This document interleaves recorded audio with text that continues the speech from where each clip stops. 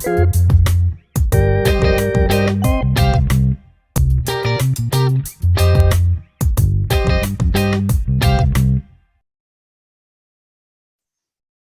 right, we're in. Good morning, everyone. I'm Adi. I'm founder of Summer of Bitcoin. Today we have Amiti Uttarwar with us, the third talk in our speaker series. She's going to be talking about a lot of exciting stuff, which is going to be hopefully very relevant to you as you begin your journey in the Bitcoin ecosystem. A quick word about Amiti. She has been a developer working in the Silicon Valley for a while. And in the last few years, she transitioned to contributing to the Bitcoin Core software full time. I first came across her work with a blog post that I think we've already shared with you before, where she spoke about her journey contributing to Core. And it was very inspiring to see someone from having an Asian background, an Indian background, come onto the scene and start contributing to Core full time. With that, I'm going to hand it to Amiti. Amiti, take it away. Okay. Hi, everybody. Pleasure to be here. So let me share my screen. And I've put together a little bit of a presentation for you all. And then we'll do Q&A at the end. I'll talk a little bit about my background, my history, what drew me towards Bitcoin, and then I'm going to focus on kind of sharing the system of how decisions are made in Bitcoin, and then we'll leave plenty of time for Q&A at the end. Feel free to put your questions in the chat box as they come in, and then at the end we'll go through them and I'll try to get to everything. So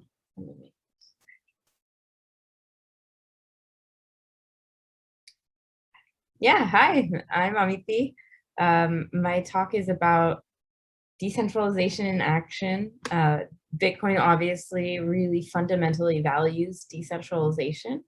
And what I hope to talk about today is how that plays out in the day-to-day decision-making of how we decide what code is merged or how to upgrade the protocol and coordinate between different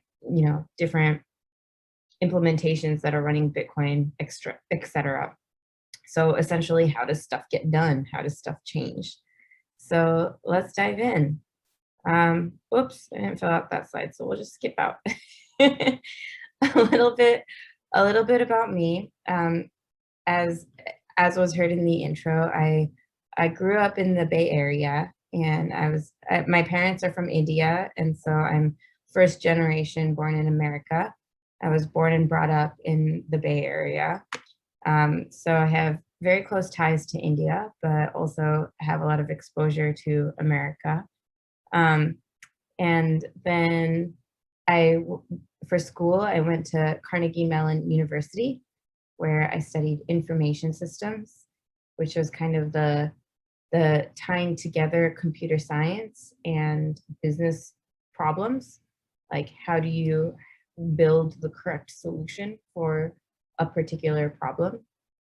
And after I graduated, I was working at different San Francisco startups. I've worked at 3 different startups in SF for a couple years each, gotten a lay of the land, being a full stack software engineer, working at different kinds of companies, whether e-commerce or finance, etc. So one question as I was working at these startups that really came up for me is, what does it mean to be wealthy? And as I began my adult life, as I started to venture, paying for my own bills, deciding how to spend my money, earning money, all of those sorts of things, deciding how to spend my time, I really started pondering, what does it mean to be wealthy? And it became very apparent to me that wealth is something that goes beyond just your bank account or your income or your, statements. Wealth is something that's much richer, much more difficult to identify, difficult to attain. And it's about your well-being. It's about emotional health. It's about physical health. It's about having the luxury to be able to pursue all these different dimensions, having the time to spend with loved ones.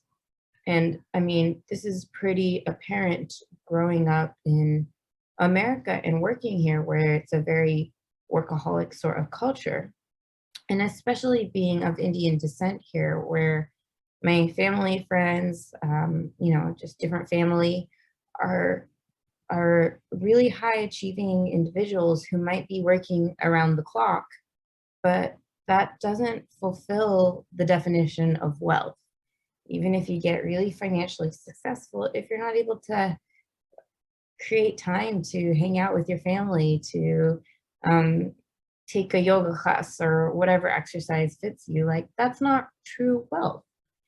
And the more I questioned this, the more it became very clear to me that the financial system, the fiat currency, the US dollar, but also the other nation state currencies weren't really capturing this idea. Just because you had more money didn't mean that you had more privilege of time. Didn't mean that you could take off more vacation just because you were making, even if you were making 200K at your job, like doesn't mean you necessarily can have more than 2 weeks off. Like those things didn't correlate. So true wealth means having the time, having the access, having the money, like all these things combined together. And while the US dollar, while these fiat currencies, rupee similar, were created to try to capture this idea, it started becoming more and more apparent to me the places that the system is flawed, the holes in the gaps in the logic of how this doesn't really add up. And so I started kind of thinking about it from ground up. And the way I think about money, that is, it boils down to certain trust models. And because money is a tool for society to be able to come to agreements. And when we look at how society is able to come to agreements, that boils down to these different trust models that we figured out. And so hopefully this will make a little bit more sense as I explain it. The original trust model, the one that we're all familiar with, is very simple, is a direct one. I get to know you, you get to know me, and we trust each other. And this way we can do business. We could have debt where, today you say I was a hairdresser and you wanted a haircut. You could come to me and I can give you a haircut today, and you don't need to necessarily provide anything. Instead, you could just have debt. But I know that because maybe you're a fisher, a fisher person, like someone who fishes. And so I know that even though there weren't any good fish today, that tomorrow and the day after, when I'd like to get some fish for dinner, that you'll repay the debt. And I'm okay with that because I trust you. So this is an example of a direct trust model. And this is an example of having debt, making agreements, doing business, the kind of space that money is supposed to and intends to fill.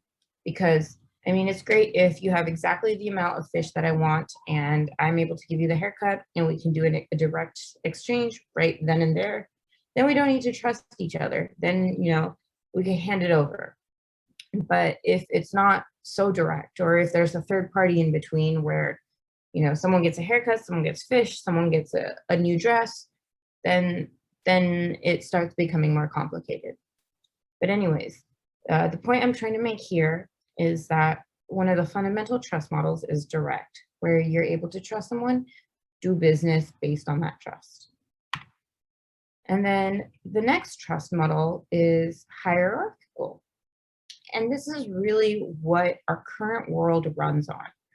What's allowed our society to scale to the billions of people that we have today.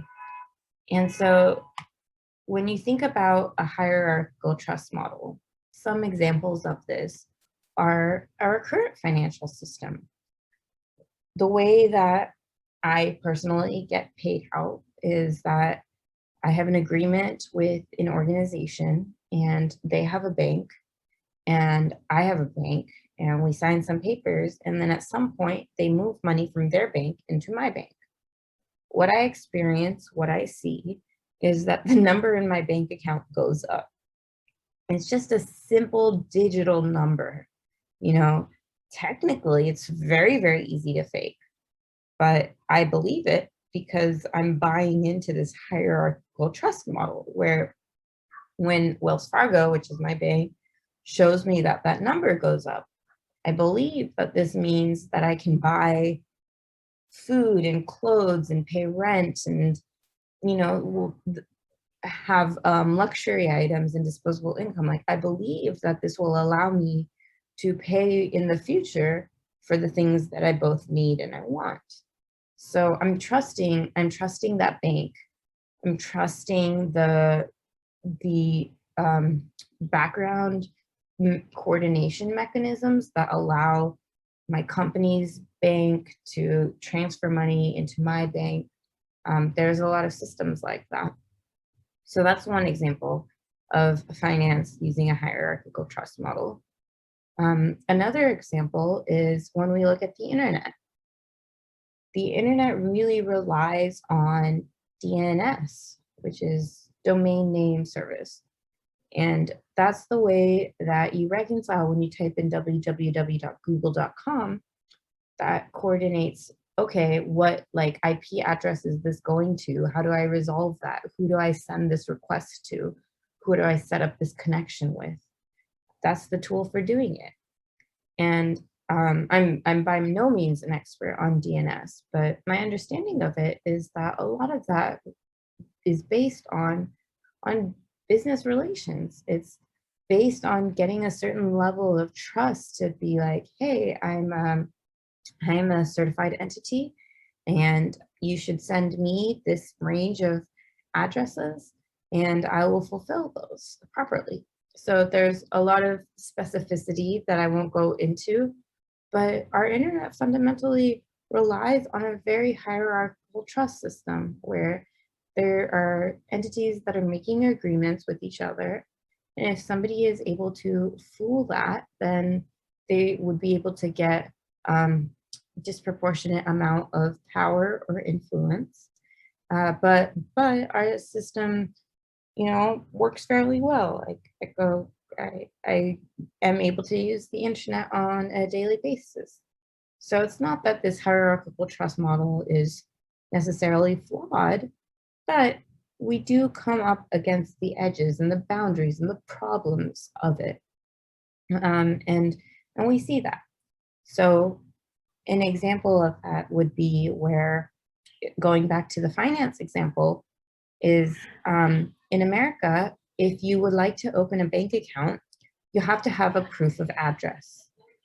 And this can be extremely challenging for people because if you don't have a permanent address already, then it's a way that kind of keeps you down because you need the bank account in order to rent a place or buy a place, which to get that permanent address. And you need an address in order to open a bank account. And these are just the kind of semi-arbitrary rules that have been decided by the central entities. And if you're not able to play into that system, if you don't know, then, well, you're out of luck. So maybe the reason you can't is because you haven't earned enough money, but maybe there's other reasons too. But who's going to hear you out? How do you get to like bootstrap yourself? An example of this was my friend Carla came over for the chain code residency. So a few years ago, I participated in the chain code summer program. That was the chain code residency. And that was really what set me up and helped me become a full-time Bitcoin contributor. It was amazing summer. But another person who participated in this program was Carla. So we were both in New York for the summer, and she came over from South Africa. And something she really struggled with was getting paid. Like they paid a stipend for her living expenses. And for me, it was simple. I'm a US citizen. I have a US bank account. I just gave my information. That magical number in my web portal would just rise. And I was like, cool, I can pay rent. I'll be able to, buy food, blah, blah, blah.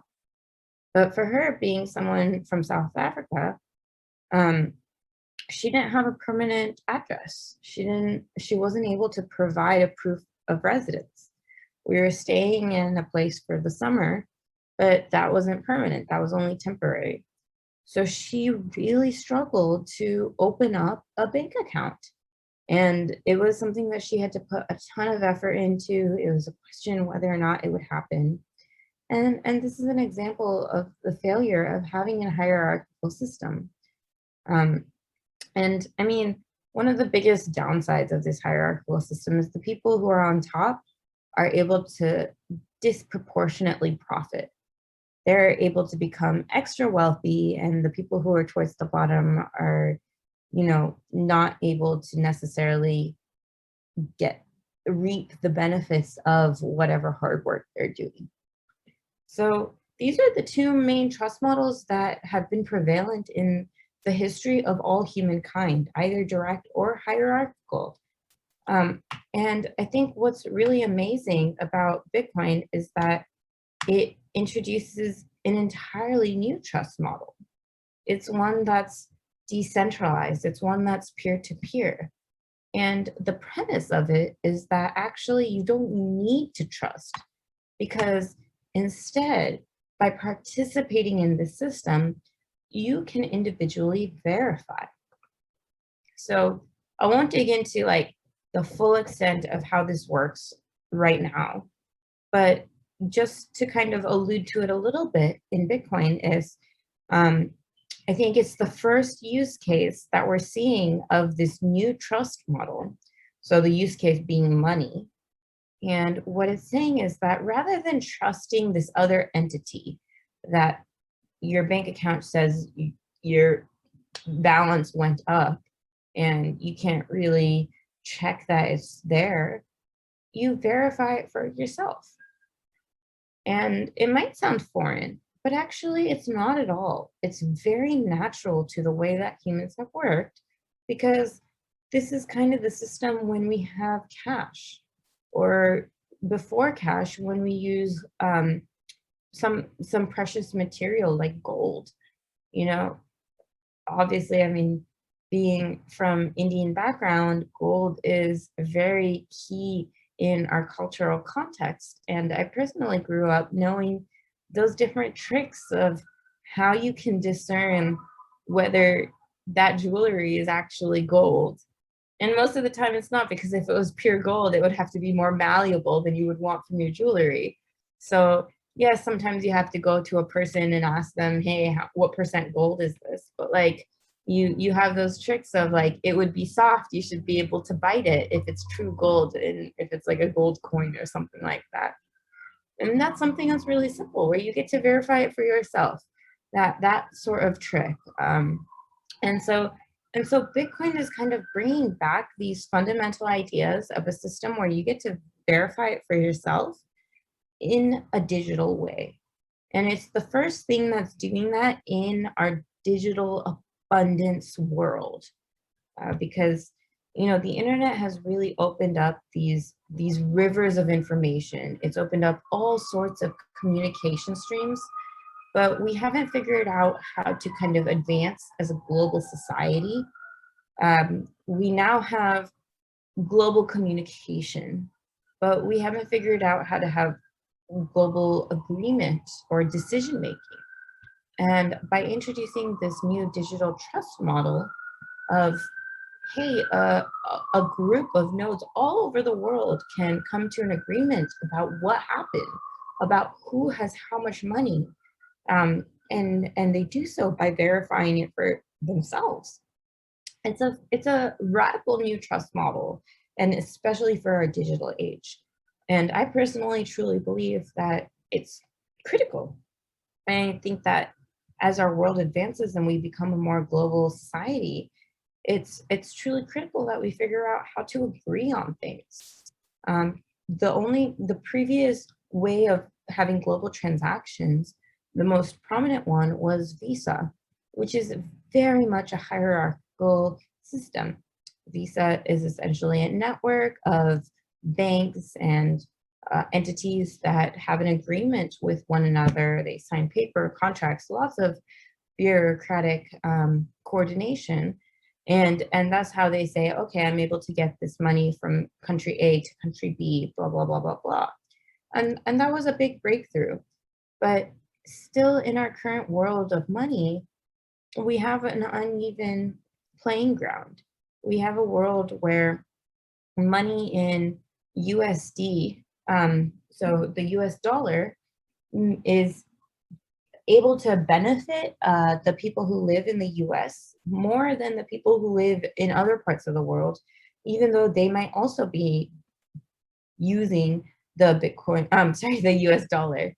So an example of that is when we have inflation or money printing that leads to inflation. So the money printing, and we've seen this in America in the past year, where I've heard a statistic that in the past year, more money was printed than since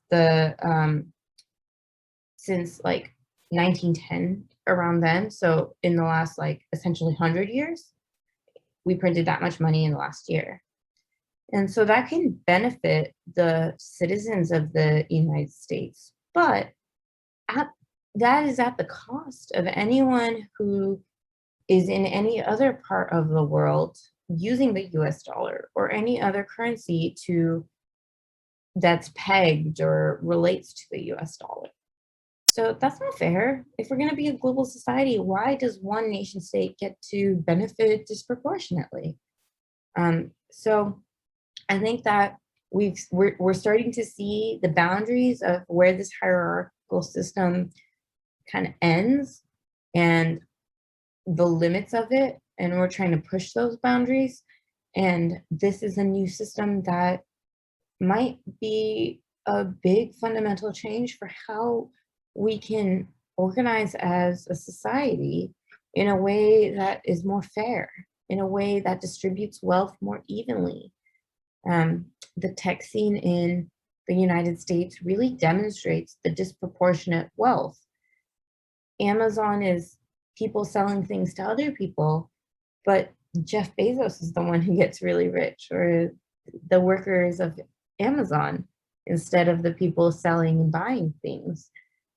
Airbnb is another example of people renting their houses to other people, but the company and the people working there are much wealthier than those who are participating. So I think generally tech demonstrates how there's a disproportionate wealth benefit. And I think Bitcoin and the trust model it presents can really disrupt that. It can say, hey, if you're providing a house, if you're providing a dress, if you're providing whatever, you should get the benefit of if somebody wants to buy it, or we should spread that around more evenly. So that's really what's compelled me towards Bitcoin, is this idea of a different trust model that I think can be fundamentally a big shift for how we coordinate as humans, and in a way that allows for more fair distribution of wealth. And I think that that would make the world a better place. Just simply put, it's hard for me. I've thought about this a lot. It's hard for me to say X would be better for the world because, oh, but there's the downsides, there's the upsides. How do I evaluate that? But I think like the dramatic wealth, the disparity. And honestly, I see that a lot in India. Like when I go to Mumbai and there's high rises right next to slums, like that's such intense wealth disparity. And that's really been why a lot of what's fueled my thought around this, my care for this.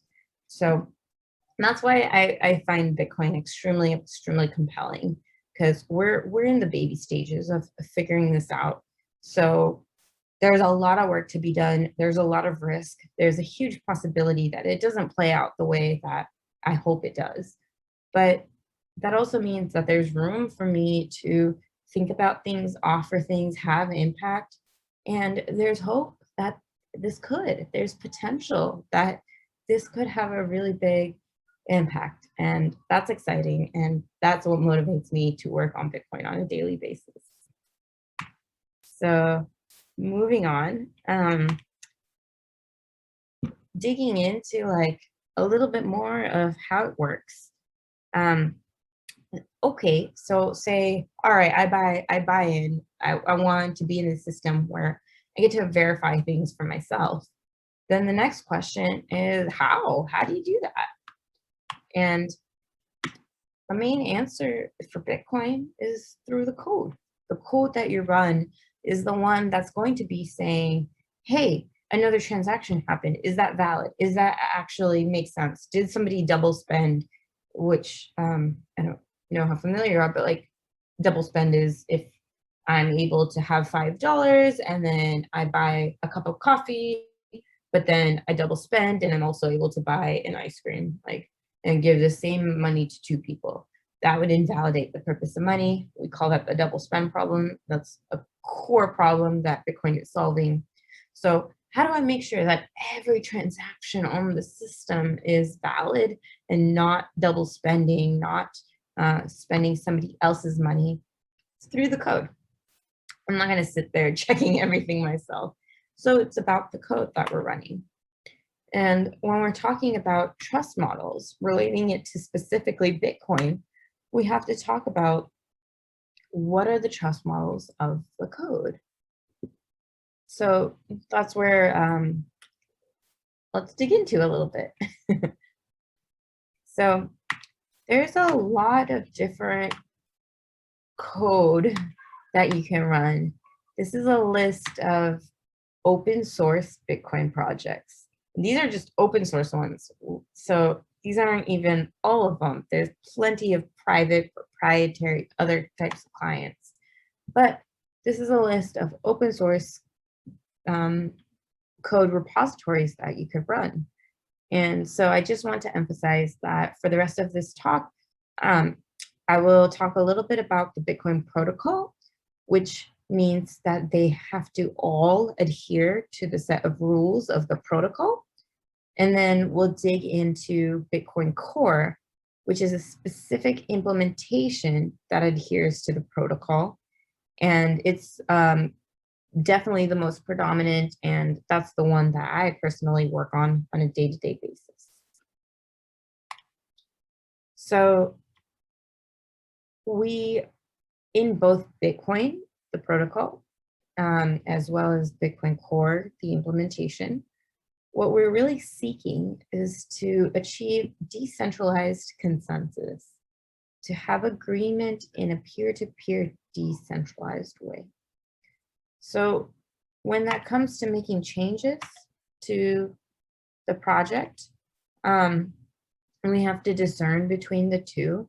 And both the protocol and the implementation have different ways of defining, like, how do we get a group of random internet people to agree on what changes seem okay?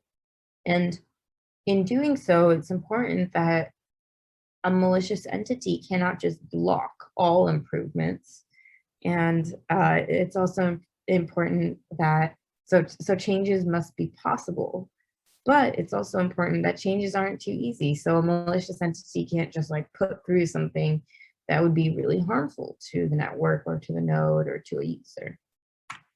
So let's start with the protocol.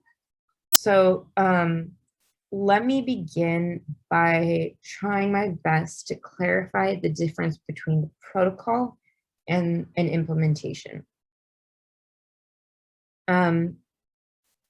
The protocol is something that all implementations have to adhere to. And it's essentially the language And the fundamental important things that someone who says, hey, I am in the Bitcoin ecosystem, like any of those clients that I mentioned earlier, they are all valid if they adhere to the Bitcoin protocol. So some examples of this are when two nodes are talking to each other, what messages are valid that they both would understand? So kind of like, what's the language that they both speak? And the Bitcoin protocol defines a common language that everyone needs to speak in order to participate in the network. So this would define the specific P2P message. It would say, hey, one example is an adder message, and the contents of the adder message are A, B, C. And this is how you serialize it. So then this is how you deserialize it. It gets extremely specific. So the P2P messages are one big component of the Bitcoin protocol. Another big component are the consensus and validation techniques or requirements. So defining, is this transaction valid? And every single node who's participating in the Bitcoin ecosystem hopefully should come to the same answer of yes, it's valid, or no, it's not. And the Bitcoin protocol is what defines that. So that it's across the board. You know, it defines very specifically what it means to be valid. So what it means for blocks to be valid, what it means for transactions to be valid, that sort of thing. So then there's the question of, how do you develop the protocol? How do you get new features? What consensus mechanisms are used for the developer ecosystem to improve it? And what we use is called BIPs, which is short for Bitcoin Improvement Proposals. And here is a screenshot from the BIPs repository. And you can find it at github.com/bitcoin/bips. This was just, there's a lot of content on there. So this was just a little part that began the table of what the BIP number is and a little bit of information about each of it. Some examples of BIPs that are interesting, actually, I think, yeah, there we go. So some examples of BIPs. So BIPs can be used interchangeably with the idea of protocol upgrades. Anything that is trying to say, hey, I think all participants in the Bitcoin ecosystem should adhere to this, is going to be a protocol upgrade. And the way that's done is via those improvement proposals. And the main coordination technique for that is the mailing list. And some examples of some recent protocol upgrades that have been worked on are Taproot, which is something that maybe you've heard of. It recently went through, we got Taproot. It's been a very long development process between it being conceived, proposed, all of the back and forth, and the responses, the developing it, the technical inspection of different people in the community, asking questions, really trying to get it, giving their feedback, improving it, and then getting to be accepted. So recently, Taproot has been locked in, which means that this activation will be occurring.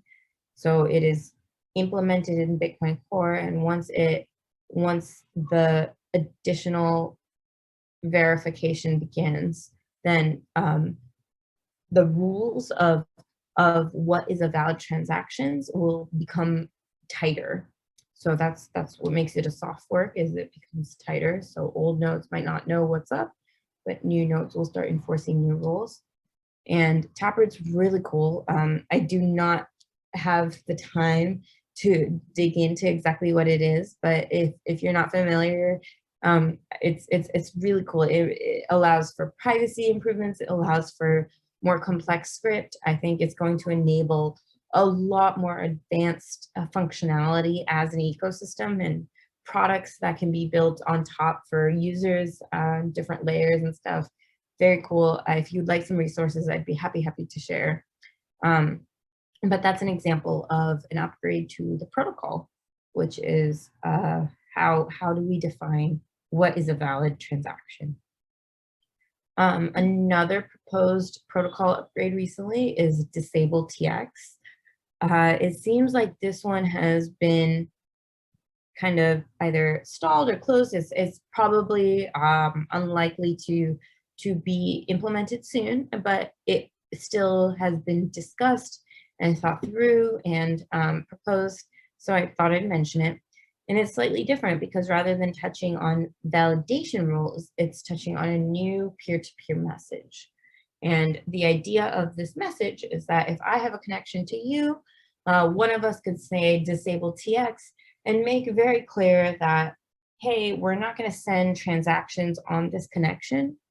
And so based on that piece of information, we can have other heuristics, we can have other kind of things we can do, because if we know we're not relaying transactions, the connection is going to be a lot more lightweight because we'll only be relaying blocks. And I mean, technically you could relay addresses, but regardless, it would be a lot more lightweight. So it wouldn't require as much bandwidth. It wouldn't require as much computation power. And so if this disable TX message is sent, you can make other you have other guarantees, and there's something for improving block relay only connections. Again, it's super cool, super interesting. I'd be happy to share more resources, but I don't have time to dig into that today. I just kind of wanted to touch on these two different examples of things that have been very recent in the ecosystem of examples of protocol upgrades. One that's around the validation of what's a valid transaction, and one around what is a new peer-to-peer message that we could send to each other. To give you some examples of upgrades to the protocols. So the key takeaway here is that protocol upgrades are things that all nodes on the network need to adhere to. That's the way to make sure you are part of the Bitcoin ecosystem, regardless of what specific implementation you are running. And then Bitcoin Core. So going into a specific implementation now. Oops, sorry. Okay, so now to talk about Bitcoin Core. Bitcoin Core is a specific implementation that adheres to the Bitcoin protocol. It is open source. What that word exactly, or what that phrase exactly means, is simply that the code is available for anybody to view or see. But I think we go beyond just being able to view the code in Bitcoin Core.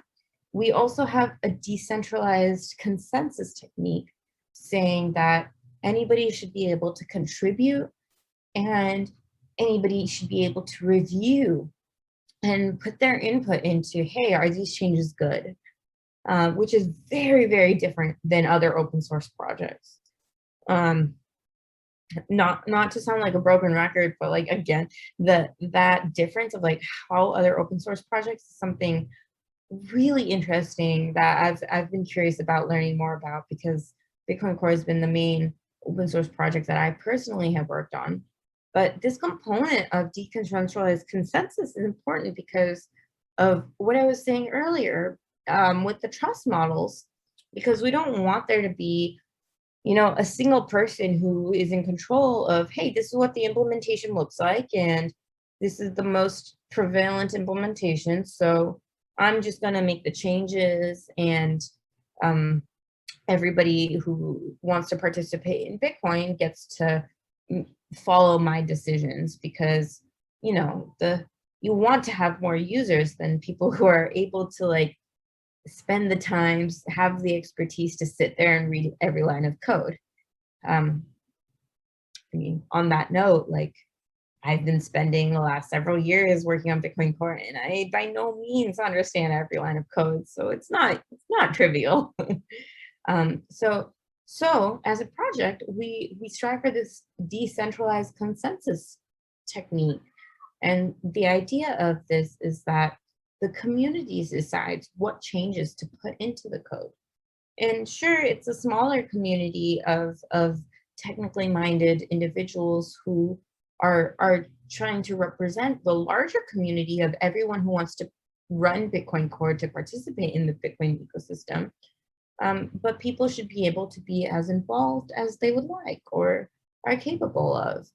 And we need to make sure that that doesn't make us vulnerable to different attack vectors of if somebody is, malicious or like just trying to be an anarchist and be like, no, nothing will change. We need to make sure we're not there, but we need to make sure also that any valid concerns are heard, regardless of who it's coming from. So this is the goal of having a decentralized consensus technique. And the way it works, I'll talk about three kind of crucial components of it. So one that you have to understand is the maintainers. The maintainers are the people who have the GitHub keys or like the Git keys to be able to merge code into the master branch. In Bitcoin Core, we have 6 individuals, maybe 7 individuals currently who hold that privilege and are the ones who are able to make that decision of, hey, does the code get merged into master, which then would make it into the next release cycle. So our release cycles are approximately every 6 months. So what happens is that the lead maintainer every 6 months bundles up whatever's on master, kind of tidies it up. There's elements of making sure that strings are translated into different languages. There's elements of making sure things are signed so that users can verify that this is like the legitimate release, not something that's been spoofed by an attacker, etc. But we test it. That's a very important part of the release cycle, is that we test it. We ask the community to test it. We, as developers, test it. If you're interested in contributing to Bitcoin, this is a really, really valuable, important, accessible role that you could do is during that release cycle, during the testing phase, is when it's a release candidate, just trying it out and then looking at logs and seeing if anything looks weird and giving feedback. So another component where we rely on the community. But the maintainers bundle things up, they distribute it out. Users might choose whether or not they would like to upgrade their node based on the latest release. And the way that they decide whether a change is ready to be merged into master is using a system of acts. So there's acts and there's nacks. And that's just kind of some, domain lingo that pretty much helps you communicate, hey, I approve this. So if person A were to propose via a PR a set of changes to the code, and I were to go review it, if I were to review it in depth and I became familiar and I said, hey, I'm comfortable with these changes, they look good, then I could leave an act on it and say, there's different levels of it. There could be tested act, there could be code review act, there could be, I can communicate and I can say, hey, this is my stamp of approval. Here's an act. I give a specific commit hash. There's more nuance to it. I can share more docs for those. I'm just trying to give a high level impression right now. But that's how I could communicate that I've looked into this and I think that these are changes that are safe, that are worthwhile, that should be merged into master. So that's what the maintainers are looking at. They're not the ones who are trying to make the judgment of, is this code safe? Is this code good? They're trying to make the judgment of, has this code gotten enough review? And acts are the tool to communicate between reviewers to maintainers. In like some bots, we use that's how we communicate a kind of rough idea of, yes, I think this code is ready. And on the flip, there's knack, which is like, hey, I don't think this is a good idea. This is why. Everything, it's really important to provide reasoning.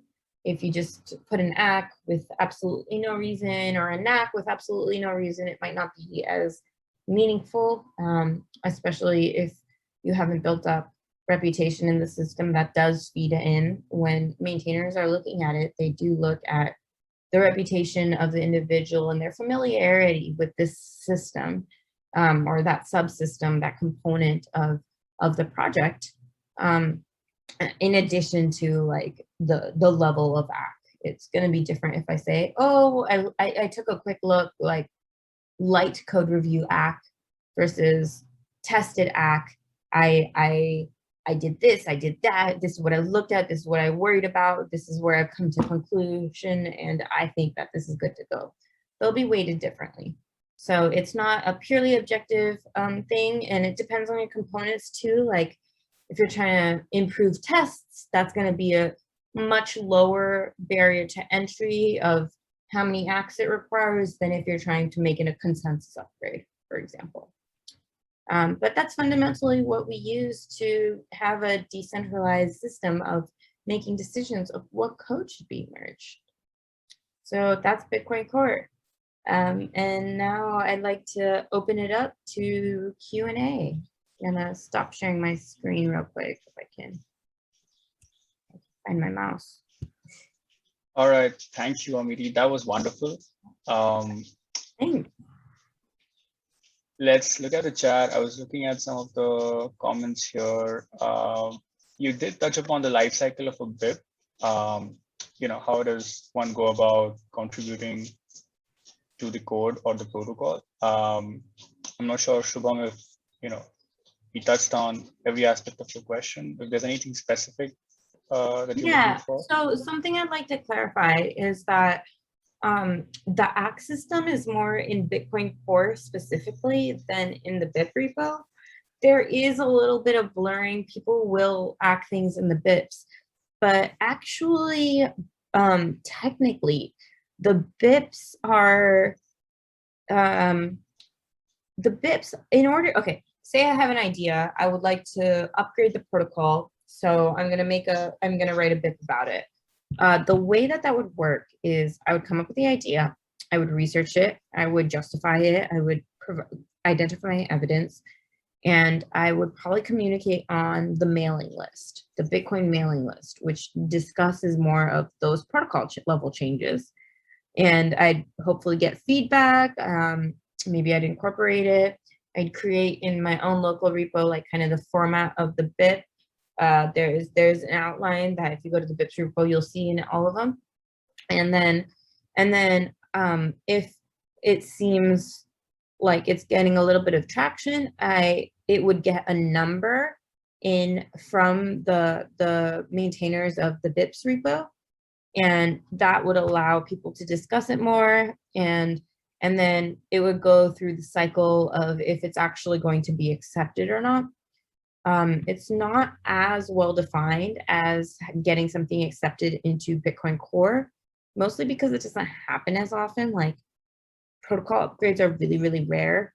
Maybe one a year, one every other year. There's a couple more proposed than that, but not a ton.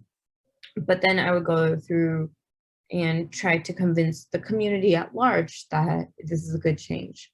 That's different than convincing Bitcoin Core community, which is a smaller community than the entire Bitcoin ecosystem, that this is a good change. So BIPs and protocol upgrades are more discussed on the mailing list.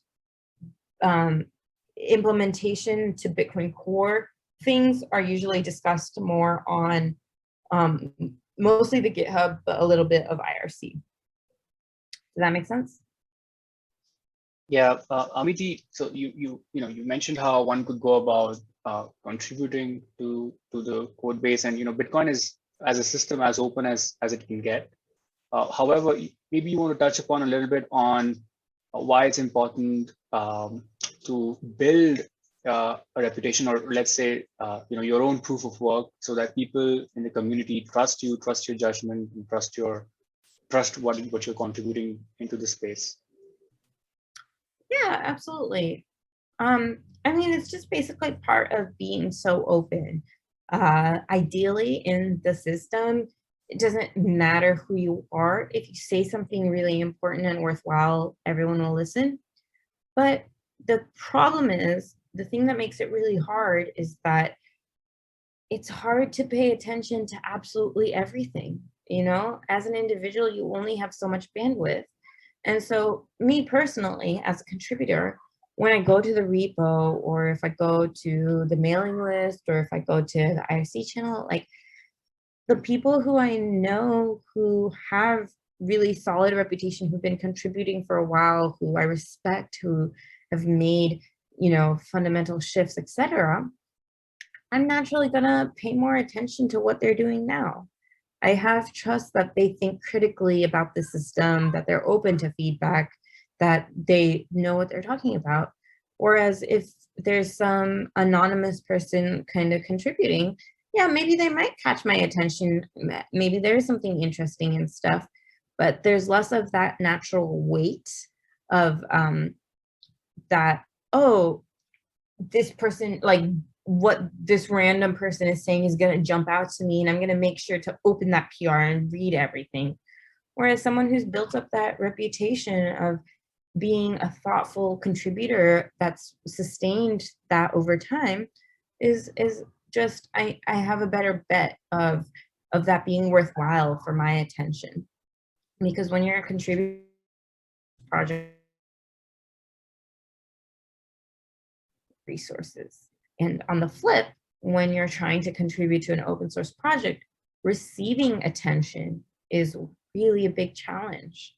So that's why, as I've gotten started and bootstrapped into Bitcoin, building that up slowly, carefully, having thoughtful reviews is extremely important, so that you can show people like I care. I think about this. I'm working hard. I'm not just some random person who's like coming along and just trying to kind of DOS your attention. I'm someone who's taking great care to think and try to contribute, because if it's open to everyone, there can always be people who are either malicious or unaware, so Yeah. yeah. And that partially answers the question that Sriram asked, which is, sorry, Nikhil asked, which is, hey, today the community of developers working on core is relatively small. So how do we think about core in that context, and in terms of those small group of people having influence and power over how Bitcoin works? Yeah, it's an important question, and I think it's about balance. You don't want to be extremely one way or extremely another, because if every single person has exactly the same amount of value and reputation was insignificant, then you're really, really vulnerable to DOS attacks, like of random, and like a pretty manual DOS attack, but like of random people being like, oh, but did you think about this? And then repeating it over and over, or saying it, and things that are irrelevant or things that are poorly thought through. Like that would be very problematic. And on the flip, if you just recreate the existing system with, a group of 3 people, or hey, just put one person in charge, benevolent dictator style, then you have the same problems of what happens if that person goes crazy, what happens if that person is compromised with a gun to their head, what happens if that person falls sick. Like you're again vulnerable to the same centralized problems. So it's I wish there was an easy answer, but it's not. It's about finding balance, and it's about a community of people finding balance in the choices of the individuals. So it is chaotic, but I think it's worthwhile. And personally, what I do is I try to get a mix of, just because I've never seen this person's GitHub handle before doesn't mean I'm going to ignore what their comment, like if someone opens a PR with a handle I've never heard of, I'm not gonna like automatically dismiss and be like, oh, it's not worth my time, I'm not gonna click it. So maybe I'll open some of those, but then maybe I'll also focus on some work of people who I respect. You know, it's how do I distribute my attention is the way that I, as an individual, engage with that question. And I think it's important for other individuals who are interested in the ecosystem to also find a balance. Yeah. So Sriram asked, how does the communication about PRs happen? Having discussions behind closed doors won't be ideal since it's open source, but won't having all these discussions on an open PR or issue clutter it up? Yeah. Again, it's kind of about balance. So an example of that is the PR Review Club, which happens weekly on Wednesdays, is a way where people who are newer to the project can come in and just ask all their questions. It's a great place to ask your beginner questions. It's trying to help you bootstrap, and you can ask, like, every week we choose a PR, there's a host, and there's notes and questions for discussion. And during that meeting, you can ask really, really basic introductory questions, and that's an appropriate place to do that.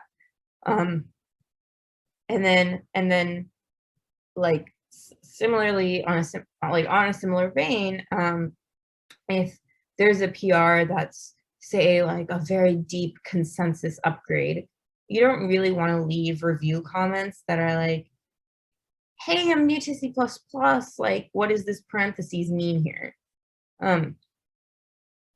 For the record, I've learned C++ working on Bitcoin Core, and honestly, there's like a lot of parentheses that are very not intuitive. So that is a good question, and it's hard. You can't Google for it, like, hey, what's that parentheses mean? So asking people is important, but you kind of have to find the right avenue for that. So there are like asking a question like that on an advanced PR would be inappropriate. But then there are other open source available avenues for doing so, whether it's in Bitcoin Core ecosystems such as PR Review Club, or a different place. Like I would ask a question like that on a C++ like IRC channel or Discord channel, or see if I have any friends who know it. So you're trying to kind of find the balance, and there are some important things about culture and respecting boundaries, but again, it's a balance. Yeah. So Ritik has asked about your experience at Chaincode's residency program and how it helped you. Oh, absolutely. Yeah. So I guess I didn't go too deep into my background, but I was working so I fell down the cryptocurrency Bitcoin rabbit hole, and I decided, like, I wanted to get closer. I didn't know how I could contribute value. I thought this space was really interesting and exciting, but I didn't know that how I could personally, like, offer something to create rather than just like reading more, consuming more, learning about the projects. So I got a job at Coinbase because that's an exchange that's based in the Bay Area where I'm based. So I was able to land a job there on the crypto team. But I continued to kind of feel the same thirst of wanting to get deeper and really contribute to the fundamental things that I believe are going to change our world. Coinbase was a wonderful opportunity, but they're much more focused on adding all the assets and the latest assets and this and that and integrations. And I just don't personally see how that is fundamentally changing our society. Like, that's not what compels me as much as kind of trying to improve the protocol layer, especially there was a handful of protocols that I thought were really interesting, Bitcoin being like the coolest of them. And so then I had met a contributor, and he helped me bootstrap, and I started making some like really small PRs here and there on the Bitcoin Core repository, working in my free time after I came home from work. I'd spend an hour or two trying to do some tinkering in Bitcoin, and over the weekends, like this smush and learning on when I was taking the bus to work, I would watch videos of the technical Bitcoin conferences, that sort of thing.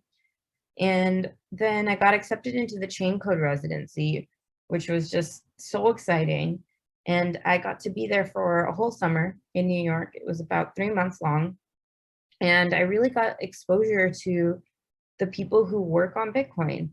And that was amazing. I mean, I got exposure as well as support to pursue my own. I got people who could mentor me, guide me, say, hey, here's a good direction to work, because I knew I was willing to put in the effort, but I didn't know where to put that effort in a way that would be useful. And that's really what my mentors have provided me, of like, this is an area that needs attention, or yeah, that's why that idea sucks. I've done a lot of that, but that's awesome. I didn't have to spend 6 months playing out that idea and then finding out it sucks. Like, I could have conversations with these people who have a lot more experience than me, and they could tell me the idea sucks after a week of me thinking about it. I mean, there were so many different layers of what I really appreciate about the residency, but overall, it just really set me up.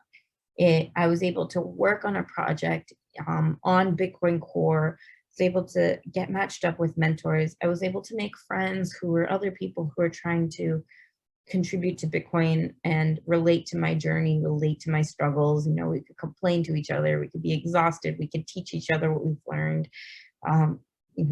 Whatever else friends do. And it was life-changing. It was truly, truly life-changing. After the chain code residency, I was lucky enough to land a job working at Zappo to contribute to Bitcoin full-time. And that's what set me up. Till this day, I really look at the chain code residency as the crucial, pivotal point of my career that transitioned me from working from the classic, like, Silicon Valley tech startup kind of job into this less conventional, but really, really empowering lifestyle of being able to work on Bitcoin Core, being able to work on this project that I hope you understand now why, but a project that I genuinely believe has a good chance of changing our world, of changing how humans interact with each other. So that's, yeah, that's most of what I got to say. I could probably like ramble for a while of how appreciative and how awesome the chain code residency was. Yeah.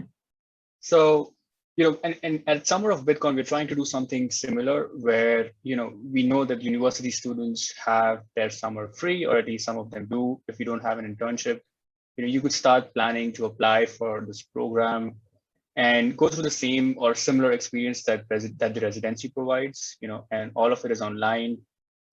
You get paid a stipend, you learn about, we have a curriculum. So Kale Rosenbaum, the author of Grokking Bitcoin, is going to be teaching, for the first half of the program. The second half will be you hands-on developing. Which, just real quick, is like so cool. I don't know how many of you have looked at Grokking Bitcoin and stuff, but he is amazing. And I'm so impressed that you've been able to coordinate with him and collaborate together for Summer of Bitcoin. That is an incredible learning opportunity. I'm so excited for, those of you that really get to take advantage of that. I think that's pretty incredible.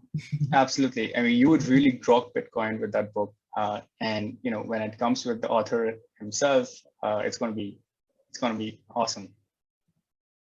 Yeah. So anyways, you were saying, and then there will be the project period afterwards. Yes. Right. Yeah. So, you get to be hands-on, play around with the internals of how Bitcoin works. And, of course, it has so many areas. We touched upon that yesterday. We had Sanket sort of talk about all the areas of computer science that Bitcoin touches. So, you could choose to work on an area that interests you, and get your hands dirty with, get your hands dirty in the ecosystem. Anyway, we're well out of time. I hope everyone, this was a great experience for you listening to Amiti. Thank you, Amiti, on behalf of all of 50 odd students for sharing about your journey and your perspective and why you feel Bitcoin is important and why you are doing what you're doing. Absolutely. Thank you for having me. I hope it was helpful. All right. See ya. Awesome. Thank you. Yeah, good Bye-bye. luck, everybody.